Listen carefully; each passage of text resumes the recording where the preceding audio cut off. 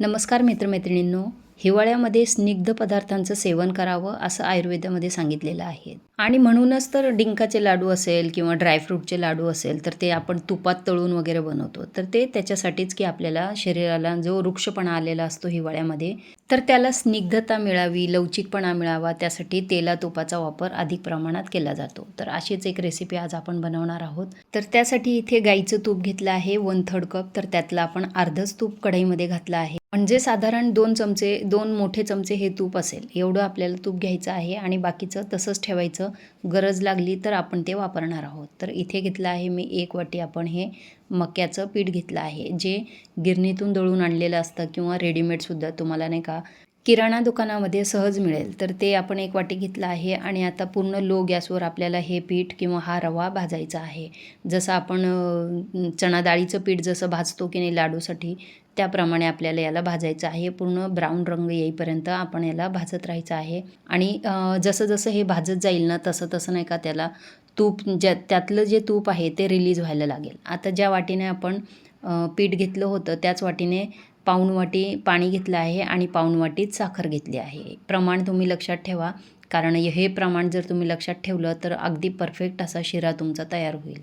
त्याच्यामध्ये 10 ते 12 केशर काड्या घातल्या आहे. आता हे आपल्याला पाक न करताना फक्त 1 उकळी आली, साखर पूर्ण विरघळली की गॅस बंद करायचा. एवढंच आपल्याला हे करायचं आहे. हा पाक तयार करायचा आहे.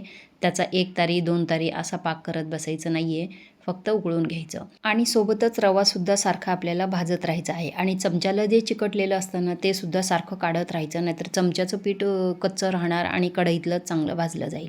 हे बघा असा रंग आला आहे. आता थोडासा हलका गोल्डन, हलका सोनेरी रंग आला आहे. चमच्याला लागलेलं बघा आणि चमच्यावर घेतलेलं पीठ बघा, दोघांचा रंग वेगळा आहे.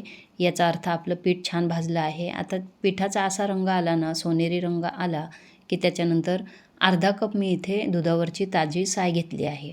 तर इथं मी साईचा वापर केला आहे. तुम्ही साईऐवजी नुसत्या दुधाचासुद्धा वापर करू शकता. आता हे घातल्या घातल्या लगेच आपल्याला हे मिसळून घ्यायचं आहे. हे बघा छान असा रवा फुलून आला आहे आणि मस्त असं नाही का सुगंध आला आहे त्याचा. तर असा छान असा रवा आपल्याला सोनेरी रंगावर परतून घ्यायचा आहे, भाजून घ्यायचा आहे. हे बघा सारखं हलवत राहायचं आणि गुठळ्या त्याच्या मोडत राहायच्या आहे. आणि साय घातल्यानंतरसुद्धा आपण त्याला 1 मिनिट परतायचं आहे, म्हणजे त्यातला ना त्याचा फ्लेवर खूप छान येणार आहे. आता हळूहळू करून आपण जेवढा पाक तयार केला होता तो पाक परत एकदा मी थोडा गरम करून घेतला, गार झाला होता तर गरम पाक याच्यामध्ये टाकायचा आणि लगेच हे मिसळून घ्यायचं आहे.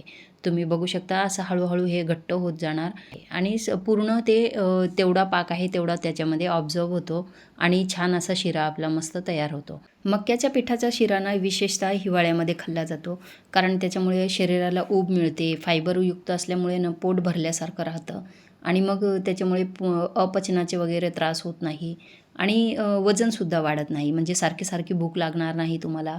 आता अशा पद्धतीने तुम्ही जर शिरा फ्रीजमध्ये बनवून ठेवला ना तर आठवडाभर तुम्ही ह्या शिऱ्याचा आस्वाद घेऊ शकता. अजिबात खराब होत नाही. मक्याच्या पिठाचा वापर ना उत्तर भारतात अधिक प्रमाणात केला जातो, कारण तिथे ना अगदी मायनसमध्ये तापमान गेलेलं असतं आणि त्यांना ऊब मिळावी, शरीराला ऊर्जा मिळावी त्यासाठी ते लोक जास्त प्रमाणात त्याचा वापर करतात. तर आपणही जर आपल्याकडे थंडी जास्त वाढली ना तर असा शिरा बनवून तुम्ही खाऊ शकता. आता याच्यामध्ये मी चारोळ्या घातल्या आहे आणि जे आपण तूप उरलं होतं त्यातलं 1 छोटा चमचा तूप मी तडका पॅनमध्ये घातला आहे आणि त्याच्यामध्ये काजू बदामाचे तुकडे घालायचे. तुम्हाला आवडत असेल तर घाला किंवा नाही घातले तसाच शिरा खाल्ला तरीसुद्धा चालेल.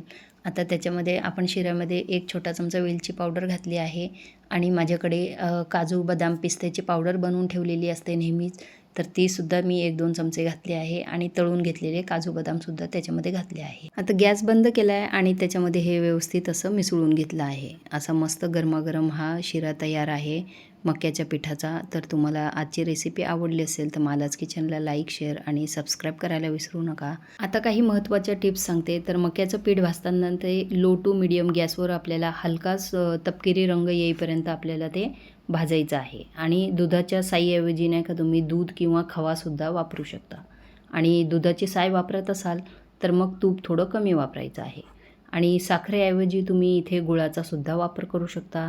आणखीन एक की मक्याचं पीठ जे तुम्हाला वापरायचं आहे ते थोडंसं नाही का रवाळ पीठ वापरायचं आहे, खूप जास्त बारीक पिठाचा वापर करायचा नाही आहे. आणि आज जो शिरा आपण बनवला आहे ना, तो थोडासा असा मोकळा बनवला आहे. तुम्हाला जर अधिक मऊसूत हवा असेल तर 1 वाटी पाणी आणि 1 वाटी साखर असं प्रमाण तुम्ही घ्यायचं आहे आणि व्हिडिओत दाखवल्याप्रमाणे सेम प्रोसेस करायची आहे.